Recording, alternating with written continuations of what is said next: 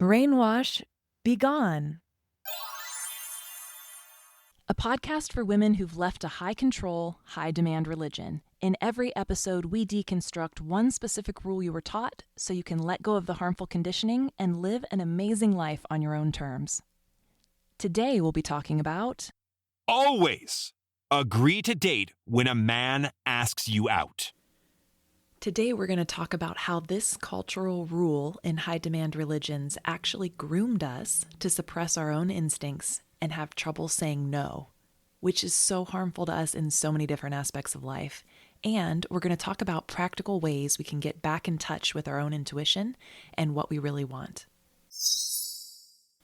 Okay, so who else just feels your stomach turn when you hear this rule? I feel like my skin's crawling. I can feel in my body all of the uncomfortable dates I've been on where I didn't want to be in a romantic situation with a particular guy, but I was trying to be polite, trying to be kind, trying to give it a chance, not be too judgmental. But basically, none of that was good for me, and none of that was good for those guys either. So why the heck are people teaching this to girls? Well, as long as there's nothing, quote, wrong with him, you need to say yes to a date. And by wrong with him, they typically mean, that he's a member of a different religion or has a tattoo or dances a little too closely or something. And often when this is taught to us, there'll be an explanation that's like, maybe your initial impression of him will turn out to be inaccurate. Like he could be your husband and you don't even know it yet. And first of all, okay, when has that ever happened? I have seriously only experienced the opposite, where I was not interested, and then I tried to give it a chance, and then maybe even I convinced myself for a while, like, actually I thought this wasn't good, but I think maybe this could actually work out. And you hear the justification in my voice. And then of course, always later on, it was like, nope, ultimately there is just not a connection here. Or honestly, some of the most dangerous men I've ever interacted with actually started that way, where I felt a really strong, almost revulsion, sometimes ugh, you know what I mean? And then I suppressed that for some reason. So, oh my gosh, that initial impression is so important. And sometimes it's explained as dating almost being like a spiritual duty. It's like to be open to God's plan. You just need to say yes to all of these guys that come along. And there's an implication that refusing is interference with divine will, which is crazy. There can also be a judgment of women in general, where they're saying, don't be too picky, don't be too prideful, you're being vain, you're being unreasonable to want to feel attraction for your partner and to like the person who could be your partner, which is not crazy at all. It's even crazier when you think about looking at the history of women, especially in groups like this, that disempower women so much.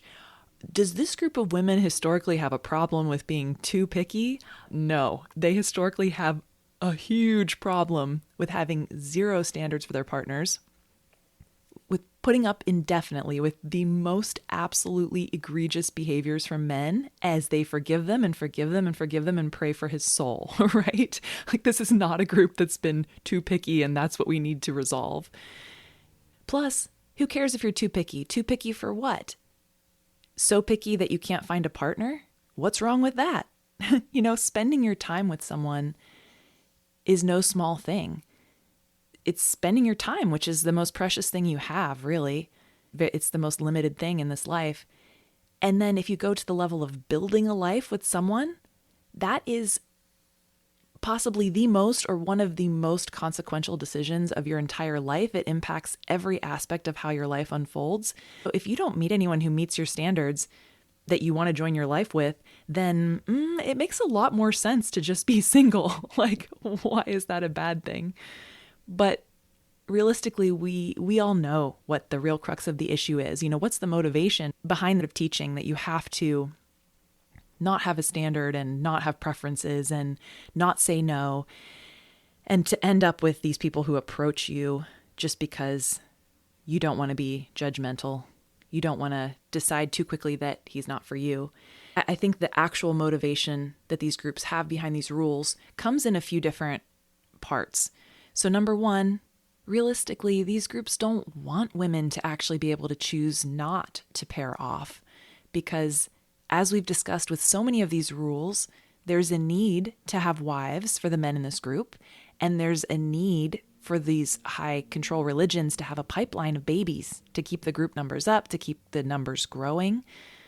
This rule also grooms women to be extremely submissive and to allow men to have authority over them. Often this rule is presented to girls as, hey, it's just a first date.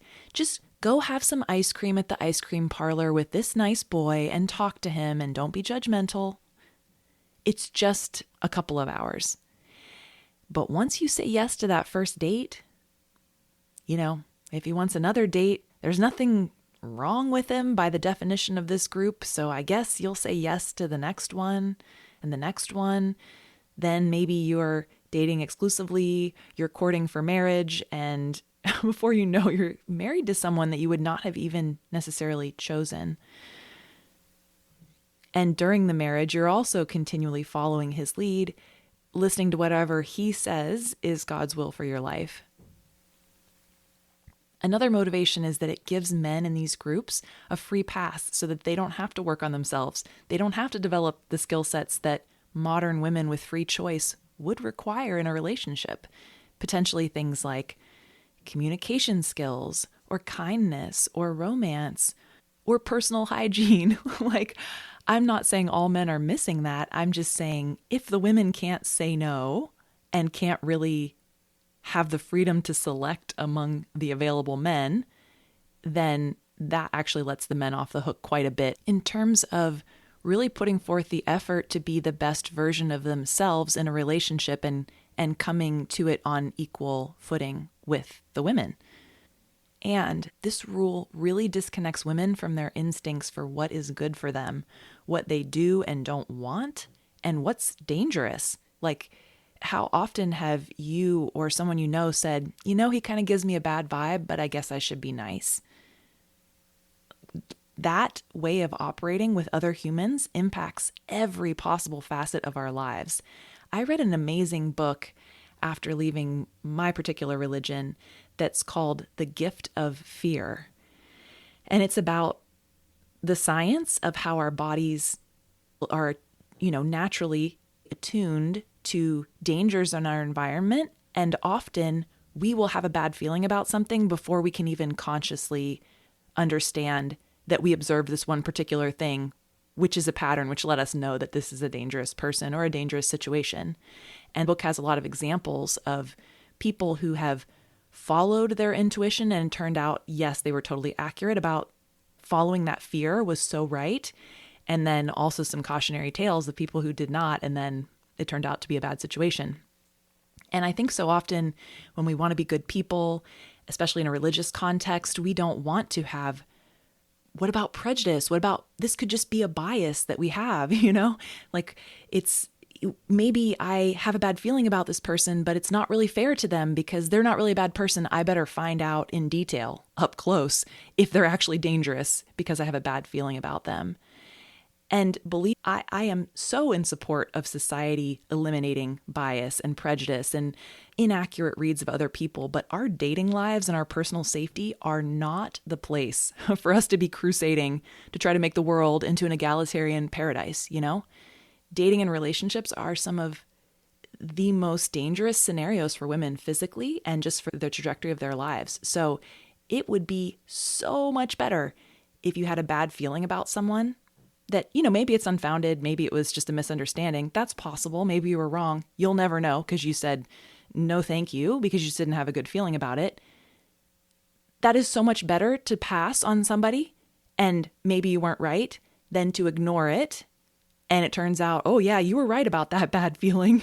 We need to err on the side of following those gut instincts. It's so important. So the impact on us women who've been through this situation, who've been conditioned in this way, is that we usually end up with a potentially life-threatening, literally life-threatening level of agreeability. When we are saying yes out of obligation, not out of choice, it really reinforces the idea that our own comfort, our own safety matters way less than, the desires of the men around us or community expectations or other people's needs or wants. And that just doesn't make any sense fundamentally. That completely erodes our intuition, our self-trust. We learn to override internal signals that something feels off, not just with dating, but with everything. So after we experience this kind of conditioning to completely discount our instincts, how can we go about rebuilding a connection with our own inner guidance? That's a big process, but it's not impossible. So let's talk about what those steps can look like. The good news is that it is absolutely possible for us to learn to consult our own inner guidance before we make a commitment or a decision of any kind, not just with dating. When people ask you for favors, when they want you to sign up to bake something for whatever, any kind of commitment or request on your time or energy that you might come across in life, you can practice the skill set of figuring out whether it's a good decision for you or not. So let's talk about specifically what that looks like. I think the most important first step is to find a way to pause, to pattern interrupt. Often if we're in this pattern, I certainly can relate to this so much. Oh my gosh, we're so used to saying yes to everyone that at first it feels almost impossible to even think before the yes comes out of our mouth, right? Before we agree to do what someone else wants us to do.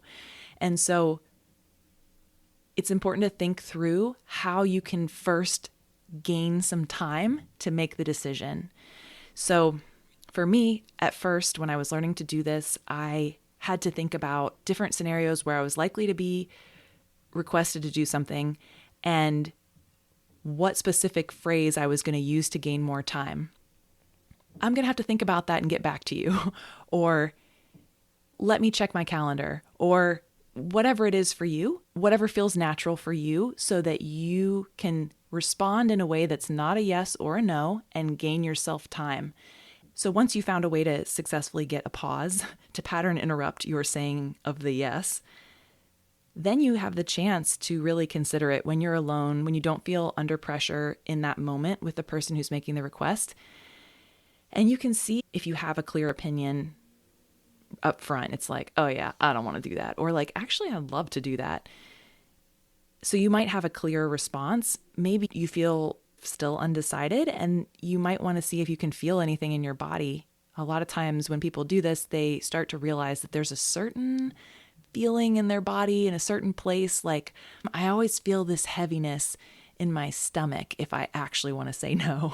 Or I always feel a little bit of tiredness in my bones when I want to say no, or whatever it is for you. But see if you can notice if there's a certain feeling to yes and a feeling to no in your body. It's not uncommon for those of us who've been so disconnected from our own inner experience with all this conditioning that we've been through, that we might feel like, I don't know, I feel numb, I don't feel anything at all, which is totally fine. Just give it time. Keep trying to check in with yourself. Let yourself know that it's safe to really let your opinions express, at least to yourself, no one else at this point. But you can also do an exercise where you imagine yourself, accepting or declining. So let's say someone did ask you on a date, and maybe it was by a text message. So you're like going to think about it before you actually respond. You can imagine, okay, I'm going out on a date with this person. I'm sitting across from him, drinking coffee or whatever we're going to do, having dinner.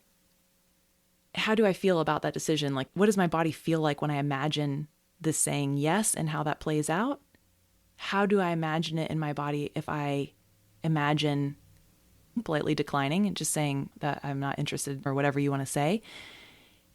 And sometimes you'll notice the difference between those two feelings. Like, what did it feel like when you pretend said yes, and what did it feel like when you pretend said no?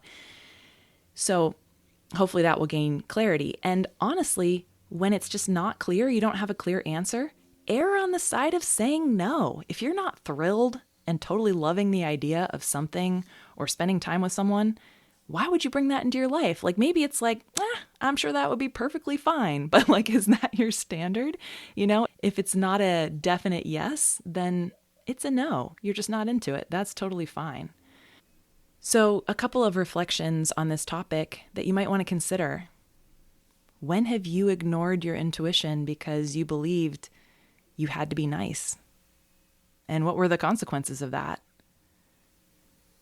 And if no one expected anything of you, there were no rules, there was no pressure, no one was looking over your shoulder seeing what you were doing, how would you make decisions about what you say yes to and how you spend your time? Do you believe in our mission here at Brainwash Be Gone? Then please leave us a review in your podcast app. It helps other women find us so we can keep on busting more sisters out.